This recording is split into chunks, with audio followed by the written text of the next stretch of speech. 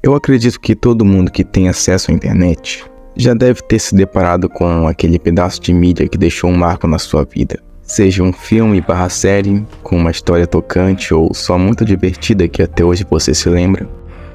Ou seja um jogo que no início você não dava nada, mas que com o passar do tempo se tornou algo marcante.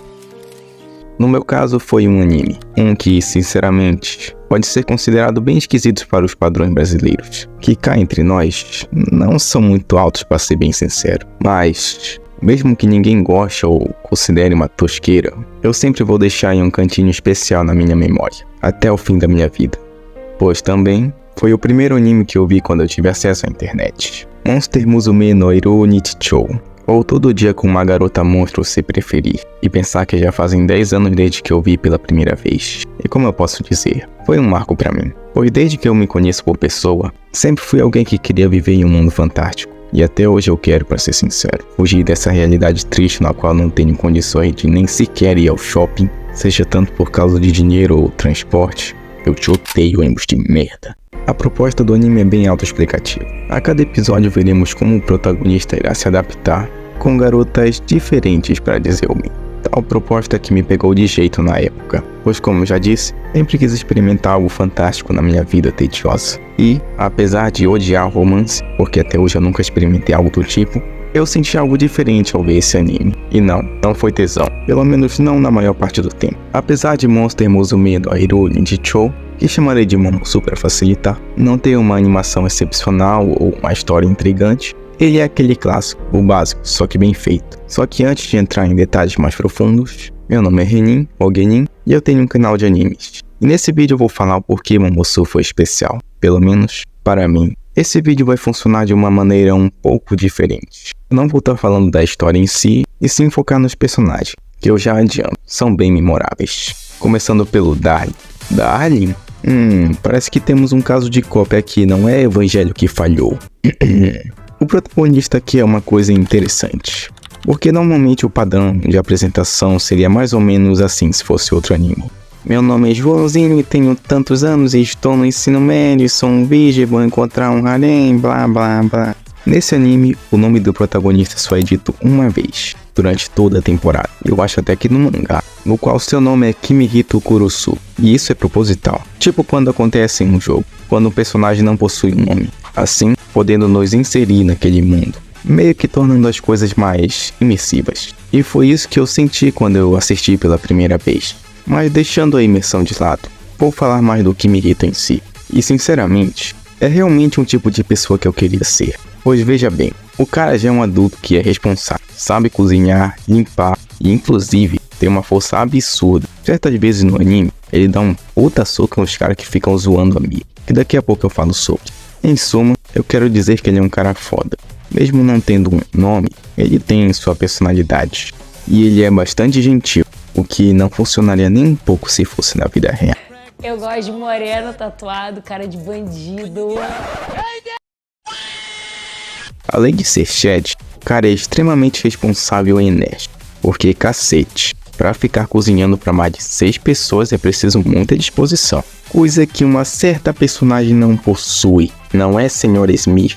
Olha, apesar dela ser uma gostosa, não se deixe enganar, muita coisa no anime poderia ser resolvido se ela fosse mais competente, tipo cuidar devidamente dos papéis de afiliação de espécies, que caso você não saiba, nesse anime, espécies humanoides e humanos passam a conviver entre si, depois de um acordo que foi feito entre os dois, o qual se chama Acordo entre Espécies, que, para resumir, humanos não podem machucar os monstros, e monstros não podem machucar humanos. E sim, tirar a virgindade dos monstros seria considerado uma espécie de machucado, no sentido de manchar a pureza da espécie.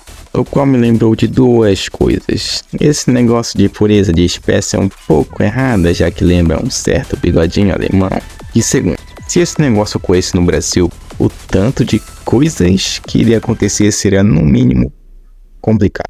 Só que explicando mais sobre esse projeto de afiliação, ele basicamente se resume a hospedar monstros com humanos. E no primeiro episódio do anime, vemos isso na prática quando vemos o dia a dia com a Mia, que já começa com uma cena dela gemendo.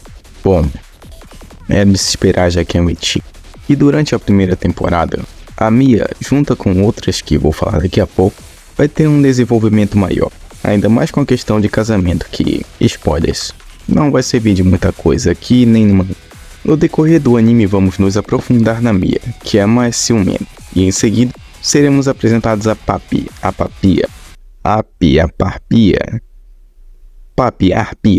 que vai demonstrar uma das cenas que vai lembrar um pouco o Boku no Pico, o que pode dar um certo PTSD para umas pessoas, mas eu penso que é só exagero, pois na minha opinião Boku no Pico é superestimado, pelo fato de ser yaoi. Acredite, existe muita coisa pior que hentai yaoi otakon. Muita coisa. E no mesmo episódio que a Papi é introduzida, somos apresentados a Centúria, que meus amigos, a partir de hoje vocês podem me chamar de Cardinho. Sim, eu gostei bastante dela, principalmente pela personalidade de cavaleira que ela tem, na qual é foda demais, na minha opinião.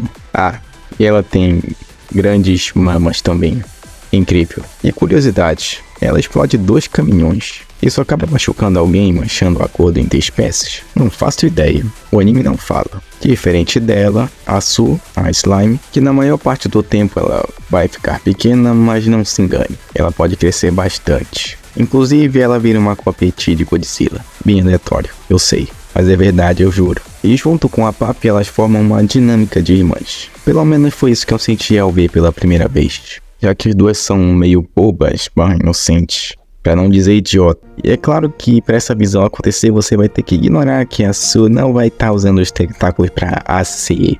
É a palavra que tá aí na tela. E inclusive é uma das primeiras coisas que quase acontece com a Mera, a sereia. Que para resumir, a personalidade dela é gostar de tragédia, igual a mãe. Que inclusive quase mata o protagonista afogado no mangá, se eu não me engano. E a Meru também quase afoga aí no final do anime. E é melhor você ir se acostumando com essa ideia de quase morrer, porque esse cara não morre. Sério, ele é esmagado, atropelado e sequestrado.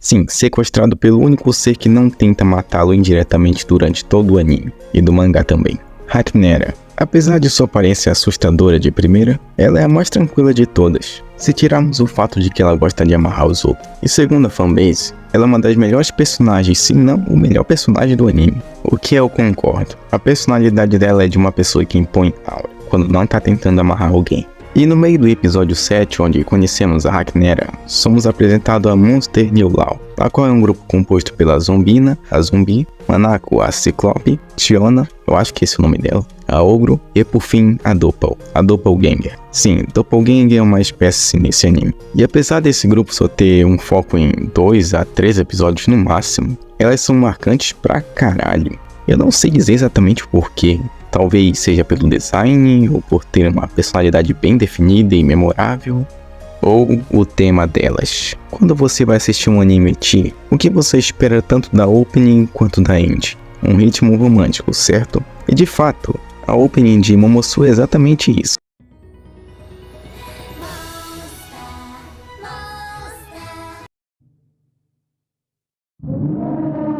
Inclusive eu amo essa opening. Eu não sei dizer o porquê, mas é uma daquelas músicas nostálgicas que me remete a um tempo mais simples, no qual me deixa muito empolgado quando eu ouço. Ao contrário da opening, na ending temos um puta de um rock que remete aos anos 2000, que em geral era épico.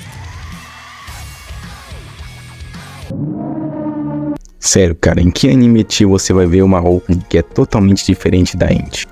Eu espero que você tenha percebido que durante a maior parte do vídeo eu falei dos personagens, pois acredite ou não, eles são a graça do anime. Qualquer show pode ter um bando de garotas bonitas que vai ficar com o protagonista, mas na minha visão, a maioria dos animes ecchi com essa proposta de harem é que as garotas são só cascas vazias ou robôs na qual só a única função é ficar babando o ovo do protagonista, que na maioria das vezes vai tentar bancar o fodão e vai ficar chato. Ou vai ser um beijo irritante. Não me leve a mal, isso ocorre aqui também, só que em proporções menores.